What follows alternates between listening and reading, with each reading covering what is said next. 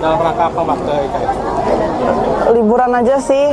Iya, liburan lebaran. Lebaran tahun ini terasa berbeda, terutama bagi mereka yang memilih untuk tidak hanya bersilaturahmi, tapi juga bertualang melihat masa depan Indonesia dari dekat. Di tengah momen libur panjang, banyak mata tertuju ke satu titik di Pulau Kalimantan. Sebuah kawasan yang perlahan tapi pasti berubah menjadi pusat kekuasaan baru negeri ini. Ibu Kota Nusantara atau yang lebih dikenal dengan IKN. Kini bukan lagi sekedar proyek besar di atas kertas, ia sudah mulai berdetak membentuk wajah barunya. Yang menarik justru di saat banyak tempat libur dan lengang karena lebaran. Geliat pembangunan di IKN tetap berjalan. Bahkan, kawasan ini justru ramai oleh para pengunjung yang penasaran, ingin melihat langsung seperti apa rupa ibu kota masa depan.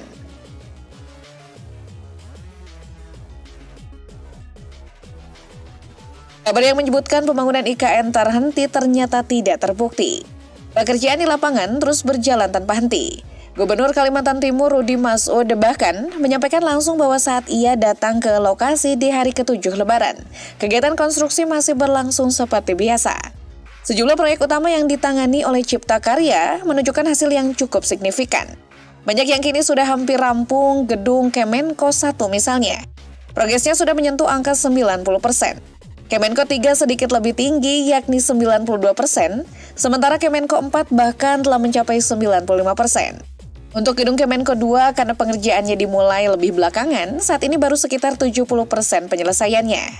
Tak hanya itu, pembangunan kantor Kementerian Sekretaris Negara sudah hampir mencapai garis akhir dengan progres 96%. Sedangkan proyek Istana Wakil Presiden yang ditargetkan selesai pada bulan Agustus 2025, kini baru mencapai tahap 24%. Sementara itu, pembangunan Masjid Negara yang dijadwalkan rampung pada Juni tahun ini, progresnya sudah menembus 40%. Semua pengerjaan ini terus dikebut agar kawasan inti pusat pemerintahan bisa segera difungsikan pada tahun yang sama. Tak kalah penting, pembangunan akses menuju kawasan-kawasan utama juga dikejar cepat. 3 saksi jalan tol yang menjadi penghubung utama antara Balikpapan dan kawasan IKN terus menunjukkan kemajuan yang berarti. Tol IKN Seksi 3A yang membentang dari Karangjoang ke Karangingau sejauh 13,4 km telah selesai diaspal dan dibuka untuk publik saat masa Lebaran kemarin. Seksi berikutnya yakni 3B yang menghubungkan Kariangau ke Simpang Tempadung, memiliki panjang 7,3 km. Hingga April 2025, progresnya sudah berada di angka 60,77% dan ditargetkan selesai pada akhir tahun 2027. Sementara Seksi 5A yang menghubungkan Simpang Tempadung dengan Jembatan Pulau Balang sejauh 6,7 km sudah difungsikan dan ikut mendukung kelancaran arus mudik tahun ini.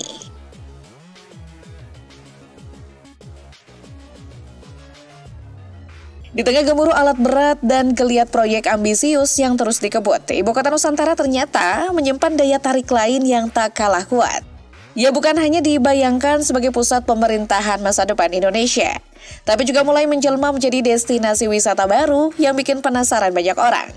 Bukan tanpa alasan, daya tarik IKN tak hanya terletak pada statusnya sebagai ibu kota baru, tapi juga karena konsep pembangunannya yang berbeda dari kota-kota lain di Indonesia. IKN dirancang sebagai kota hutan, sebuah kota yang tumbuh berdampingan dengan alam, dibangun dengan semangat pelestarian lingkungan dan mempresentasikan visi pembangunan berkelanjutan.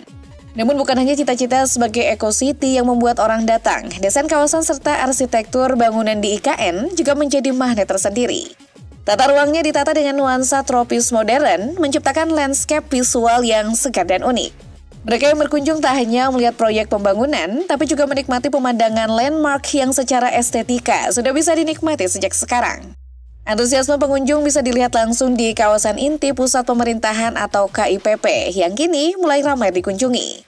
Sejumlah titik menjadi spot favorit seperti Istana Garuda, Istana Negara, Galeri Center, Visitor Center, Plaza Seremoni, Taman Kusuma Bangsa, Beranda Nusantara, hingga deretan kantor-kantor Kementerian Koordinator yang sedang dibangun. Menariknya, para pengunjung ini bukan cuma datang dari berbagai penjuru Indonesia. Ada juga yang berasal dari luar negeri seperti Brunei Darussalam, Malaysia, Tiongkok, Korea Selatan, hingga beberapa negara di Eropa. Semuanya datang dengan rasa ingin tahu yang sama, melihat langsung transformasi besar-besaran dari sebuah kawasan menjadi ibu kota masa depan.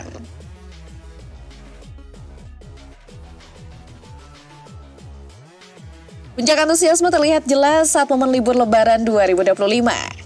Selama 4 hari masa libur Idul Fitri, tercatat sekitar 64.000 orang berkunjung ke kawasan IKN yang tengah dibangun di Kalimantan Timur. Angka ini disampaikan oleh Adi Guna Mahendra, Direktur Data dan Kecerdasan Buatan dari Kedeputian Transformasi Hijau dan Digital Otorita IKN. Yang menarik, lebih dari setengah jumlah pengunjung tersebut justru berasal dari luar Pulau Kalimantan. Menandakan bahwa magnet IKN benar-benar terasa secara nasional, bahkan lintas batas. Gelombang pengunjung dimulai sejak hari kedua Lebaran, tepatnya pada 1 April 2025, dengan jumlah mencapai 8.219 orang.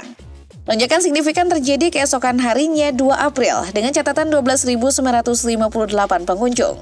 Lalu berturut-turut 14.104 orang tercatat pada 3 April. Diikuti 10.215 orang pada 4 April dan 12.307 orang pada 5 April. Jika dibandingkan dengan tahun sebelumnya, jumlah pengunjung ke IKN selama libur Lebaran 2025 melonjak drastis. Bahkan lebih dari 2 kali lipat. Banyak dari mereka, khususnya yang datang dari luar Kalimantan, mengaku takjub melihat langsung perkembangan pembangunan IKN yang dulunya hanya mereka dengar lewat berita. Beberapa pengunjung bahkan rela menempuh perjalanan jauh dari Pulau Jawa bersama keluarga, hanya untuk menyaksikan sendiri wajah baru ibu kota negara. Ini menjadi bukti bahwa IKN kini bukan hanya gagasan ambisius di atas kertas, tapi sudah menjelma menjadi daya tarik nyata.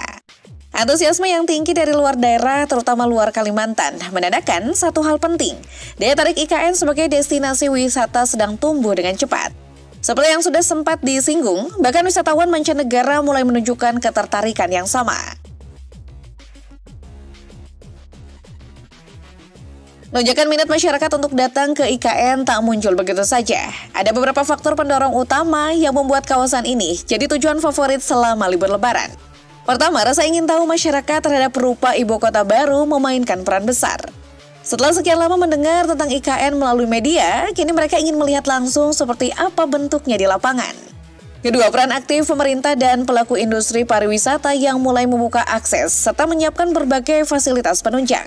Mulai dari paket tur yang terorganisir, opsi glamping atau glamorous camping, hingga penataan spot-spot foto estetik. Semuanya turut mendongkrak kenyamanan dan daya tarik kawasan ini sebagai tujuan wisata baru.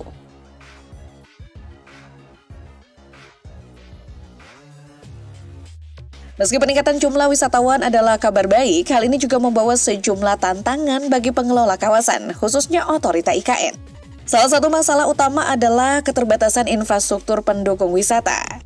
Beberapa akses jalan menuju lokasi populer belum sepenuhnya memadai. Fasilitas umum seperti toilet, tempat parkir, dan papan informasi masih minim di banyak titik kunjungan. Masalah lain yang mulai muncul adalah pengelolaan sampah. Lonjakan pengunjung berarti volume limbah juga meningkat. Jika tidak ditangani dengan serius, kondisi ini bisa merusak keindahan kawasan dan bahkan mencemari lingkungan yang masih sangat sensitif. Selain itu, kesiapan sumber daya manusia lokal juga menjadi sorotan. Banyak pelaku usaha dan tenaga kerja yang masih perlu didukung agar mampu memberikan pelayanan wisata yang optimal, khususnya dalam menghadapi tamu dari berbagai daerah dan latar belakang. Tak ketinggalan, ada pula tantangan yang sifatnya lebih kompleks. Bagaimana menyeimbangkan geliat pariwisata dengan aktivitas konstruksi besar-besaran yang masih berlangsung? Ada kekhawatiran bahwa keramaian wisatawan bisa mengganggu keamanan dan kelancaran pengerjaan proyek strategis nasional ini. Pihak otorita IKN pun merespon cepat soal kemunculan tikus yang sempat viral itu. Mereka menjelaskan bahwa kawasan yang kini dibangun sebagai ibu kota Nusantara dulunya merupakan wilayah hutan dan perbukitan, habitat alami berbagai hewan liar termasuk tikus. Jadi munculnya hama tersebut tak sepenuhnya mengejutkan. Namun yang patut diapresiasi adalah langkah cepat yang diambil. Perangkap-perangkap tikus segera disebar di berbagai titik rawan dan penanganan dilakukan dengan serius agar tak mengganggu kenyamanan para pengunjung maupun kelangsungan proyek pembangunan itu sendiri. Di balik persoalan ini, satu hal tetap tak bisa disangkal. Kehadiran wisatawan membuka peluang besar untuk mempercepat tumbuhnya kawasan IKN. Selama tantangan-tantangan yang muncul bisa ditangani secara cermat dan berkelanjutan, IKN berpotensi tak hanya menjadi pusat pemerintahan baru, tapi juga simbol pariwisata masa depan Indonesia. Kota yang menggabungkan inovasi, lingkungan, dan kebudayaan secara seimbang.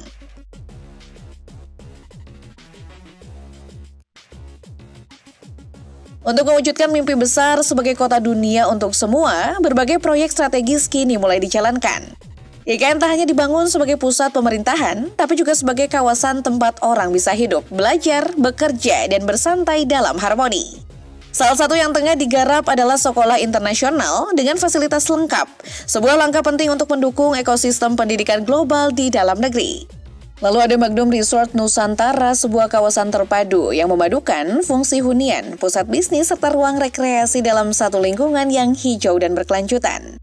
Ini bukan sekedar tempat tinggal, tapi juga gambaran nyata bagaimana kehidupan urban masa depan bisa dirancang selaras dengan alam.